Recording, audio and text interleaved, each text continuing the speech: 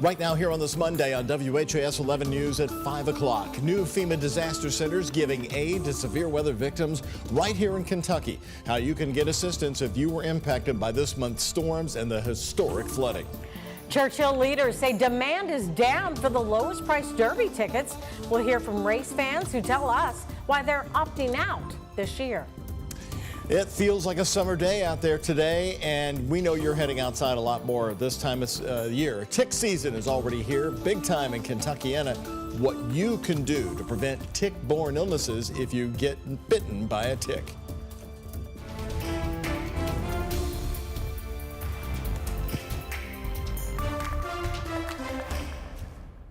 And first at 5, a new disaster recovery center opened in Hardin County, offering in-person support to flood victims. And hello, everybody. I'm Connie Leonard.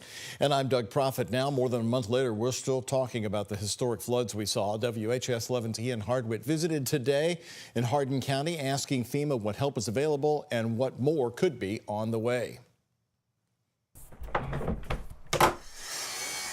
Just 16 days ago, the Willett family of Colesburg gutted their home that had been saturated with historic floodwaters. And now they're here, where FEMA's Disaster Recovery Center has been open 2 days in Hardin County. The level of assistance may not be the same for every person because the level of damage is not the same for every person. Spokesperson Nicole Smith says the agency covers what insurance doesn't. We can help homeowners and renters who are uninsured and underinsured. And what that means when we say underinsured is if you have insurance, the first thing we're going to ask is that you file a claim with your provider and then let us know what they did and did not cover. This location is behind Kentucky State Police Post 4 and beside East Hardin Middle School. Here, FEMA helps with assistance applications, and the Small Business Administration can give low-interest loans to people who need extra money, even if they don't have a business. Some Sonora homes in the southern portion of Hardin County are still underwater, including Old Sonora Road over here, which has been closed since the flooding began more than 2 weeks ago. Around the county, 280 homes suffered flood damage, according to numbers from Hardin County's Emergency Management Agency. It took 2 weeks for White House approval of the major disaster request. So we asked the county judge executive, Keith Tall. Was 2 weeks too long to wait for this? It was a long time. You know, I mean, if you don't have a home to go to and all your belongings are destroyed and where are you going to stay, you know, these types of questions for 2 weeks was a long time. We were told is longer than usual, but, you know, at the end of the day, it's signed, and we're thankful that the president signed it. A relief here, but still a waiting game in surrounding counties like Nelson, still without the disaster declaration. In Louisville, Ian Hardwitt, WHAS 11, on your side. Kentucky Governor Andrew Beshear told us last week that more counties will be amended to his disaster declaration request, like Jefferson and Nelson. He also acknowledged the wait and said that this was the best strategy to secure that assistance. Well, a beautiful day out there today. A live look on the Metro Cam right now, but this forecast is getting ready to change. Jennifer Stadonis joins us with more on that. Hello, hopefully you're having a nice evening so far. It is a warm one and also pretty quiet before it's a little more active for tomorrow. But tonight's lows, I mean, some upper 60s to low 70s, right around 70 degrees, mostly clear skies. Tomorrow will be warm temperatures well into those 80s for many spots, mid to low 80s as you head south and upper 70s as you head north. And there will be some active weather for tomorrow, some isolated thunderstorm activity, some rounds of it for Tuesday, could even have some stronger storms.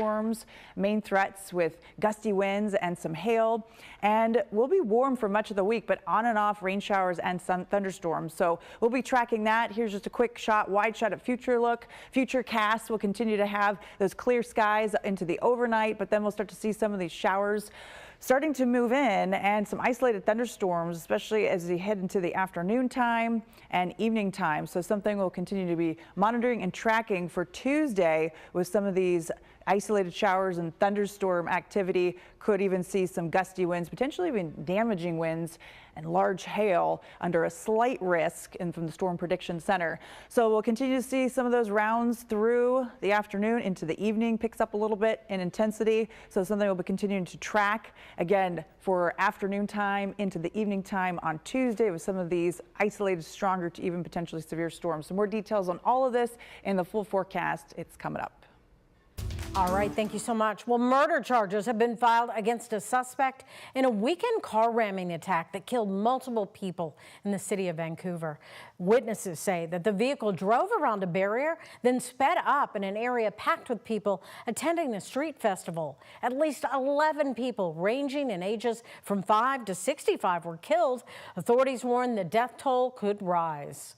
This is the darkest day in our city's history. We saw people on the road crying. Others were like running, screaming, asking for help. Reportedly ran from a badly damaged SUV and was wrangled by the crowd. Authorities are not discussing a motive, but police say they had several previous interactions with the suspect because of his mental health struggles. The suspect, who reportedly had no criminal history, now faces 8 counts of murder. We now know the name of the Metro police officer who shot a man this weekend. According to LMPD, Sergeant Christopher Pettigo shot 55-year-old Daniel Gish in the arm. It all happened about 10:30 Saturday night on Lincoln Avenue. That's in the Camp Taylor neighborhood of Louisville. This is close to Camp Taylor Memorial Park.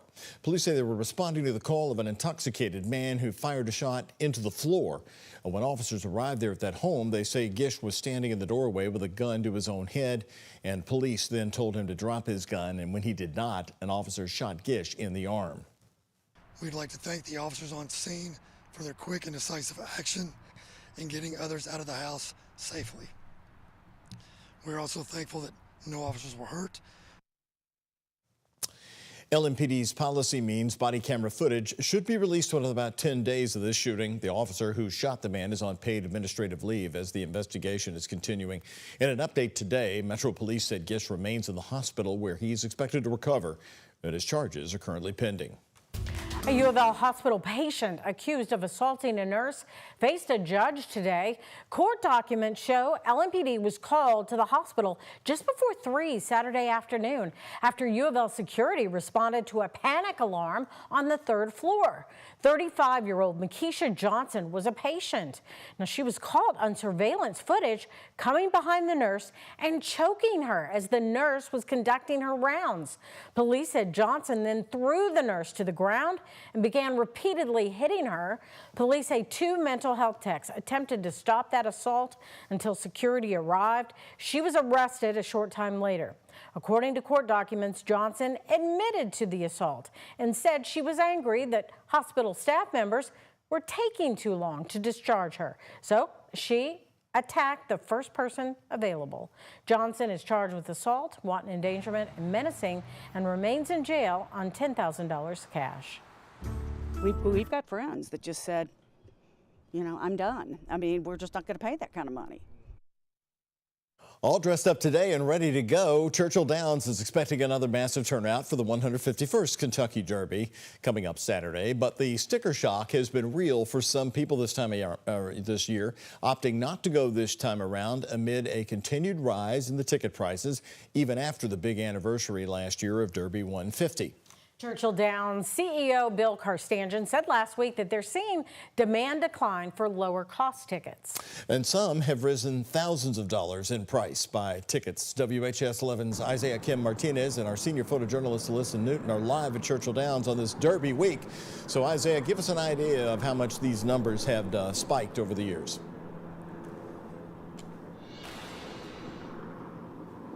Well, Doug, I actually talked with a U of L professor who tells me essentially inflation has really taken its course here. Some of that is due to the leveling off of those attendance records. We've actually seen attendance level off for the last 10 years or so since that record in 2015, and we're seeing some of the adjustments made because of that. Whether Derby 151 will be your first. 2,000 for Saturday, 1,000 for Oaks, probably easy. or one of dozens as part of a decades-long tradition. I've been to 40 derbies. Locals and tourists alike are feeling the pinch from Churchill Downs' rising prices, even up from last year's record Derby 150. We've been seeing locals sort of priced out for many years. It's going to be us not if it keeps going up the way it is, because we can't afford it, just the two of us. Louisvillians Jane Broadwater Long and her husband Craig Long say the price of their Oaks and Derby box, now part of the clubhouse area, has spiked 30% in the last couple years. They've heard from friends too. So our friends just said, you know, my job is shaky. He's retiring. We are not buying Derby tickets. Meanwhile, outside the Derby Museum, Tanisha Hooker traveled from Atlanta for her first Derby experience, telling us she chose Derby instead. More affordable. Exactly, for sure, for sure. For a number of reasons in an economically uncertain time. Always on my mind, you know, times are tough, you know, it's not easy for a lot of people. So if I can have fun and, you know, be economical at the same time, that's a win. That higher income folks, some of them were thinking twice about coming here as well, but disposable personal income is the biggest driver. U of L professor Thomas Lambert, specializing in economics and the equine industry, has seen attendance dip since 2015, when the racetrack hosted 170,000 people on Derby Day, the record. Last year they got up to 156 because it was the 150th Derby. The year before that it was 150, but it had been trending down.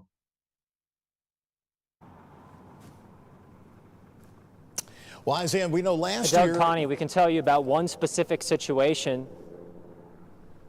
Go ahead. You know, last year we were talking about they didn't hit an attendance record, which was surprising for Derby 150, but Churchill was acknowledging they no longer worry about those attendance records. They're still making the revenue with these price increases. Well, Doug, that's exactly it. And we've seen a lot of the construction, albeit some of it put on pause, to essentially give people a reason to come. They're saying, listen, we will raise our prices, but you're going to get a lot more for your ticket. And that's becoming the case more and more as we've seen some of those lower cost groups essentially be priced out here, Doug. All right, thank you very much. Isaiah Kim Martinez live at Churchill Downs. Well, new here at 5, the Kentucky Derby Festival is implementing a new attendance policy for minors that are attending Festiville. Starting today at 6 p.m. through Friday, anyone under 18 years old must be with a chaperone who's 21 or older. KDF says IDs will be checked at the entrance. Each adult is allowed to chaperone up to 6 people. An extra chaperone is required for every 6 minors. KDF says this comes after several issues over the weekend at the Chow Wagon.